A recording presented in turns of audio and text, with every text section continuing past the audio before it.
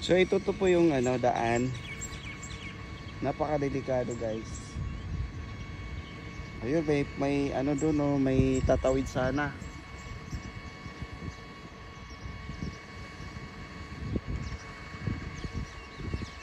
Hindi na yan makatawid.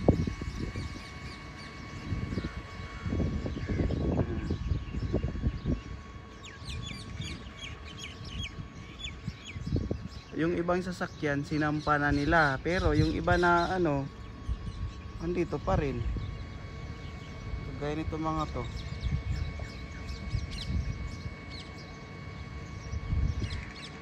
Anuhan na.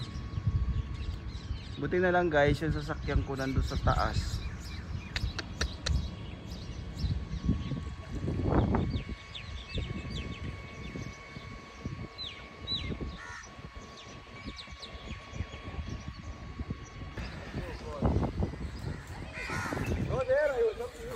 Guys, lumabas ako ng gabi. So ito po yung nabidyohan ko, yung mga puno na tumba.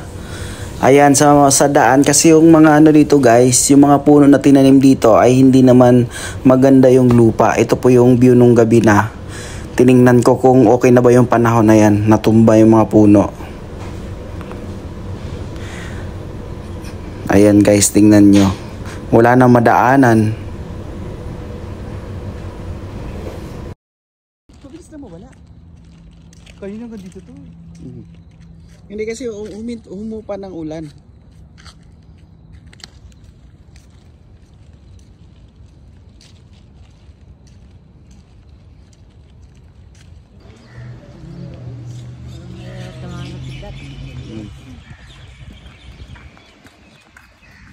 So guys, kahit na mainit na, pero ang tubig ay ano pa rin.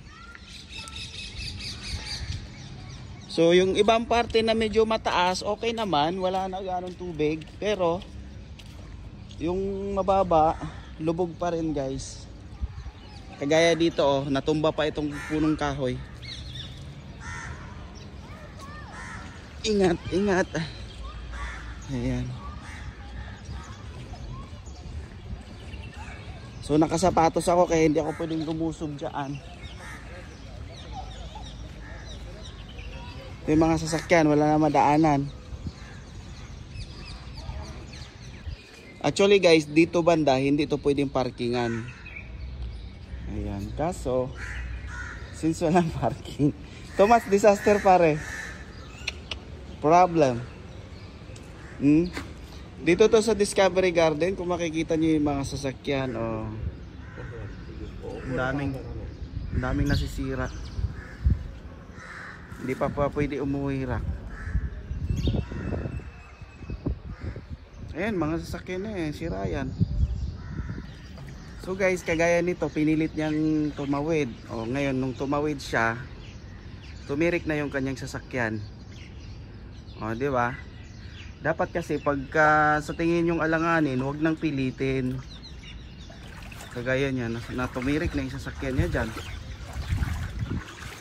Meron pa doon, tumirik yung sasakyan niya doon. Ano nang gagawin dyan? Yung mga nakaparking dito, ayan.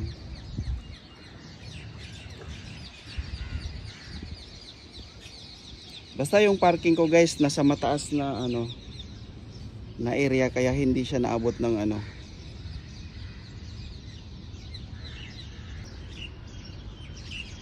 So itong mga to, pinilit nila yung baha.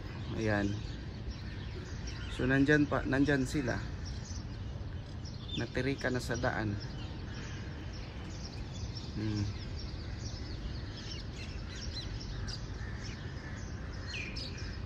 Maraming ano, tumirik talaga sa daan. Yung mga sasakyan na pinilit nilang ano, tumawid. Ito si kuya, inaalis na yung sasakyan niya. Saan kaya siya dadaan? Inaalis ni kuya yung sasakyan niya, o saan kaya siya dadaan? Buti umandar pa.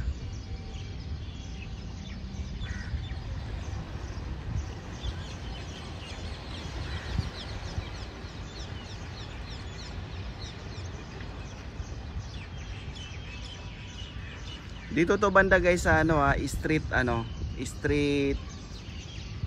street 8. Hindi na tayo didiretso doon. Sa gilid lang kami dumaan. Para ano kasi pag baka mamaya lulusog kami doon. Ayan oh. Matrap kami sa tubig.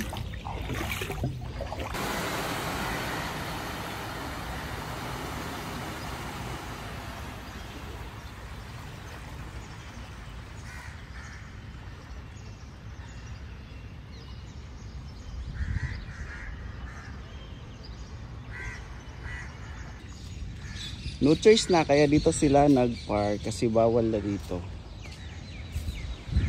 Usually guys, doon banda sa dulo yan yung building ko, dyan din ang parking ko. Kasi pumasok ako kahapon, kaso nga hindi na ako nakabalik dito kasi hindi na ako makadaan. Ayoko namang ilusob yung sasakyan ko, baka mamaya ako din yung titirik. Kaya nandun siya nakaparking sa dulo sa kabila. Dito banda, maano talaga rito, mababa. Ayan. Pero doon banda, sa dulo yung parking ko, okay lang doon.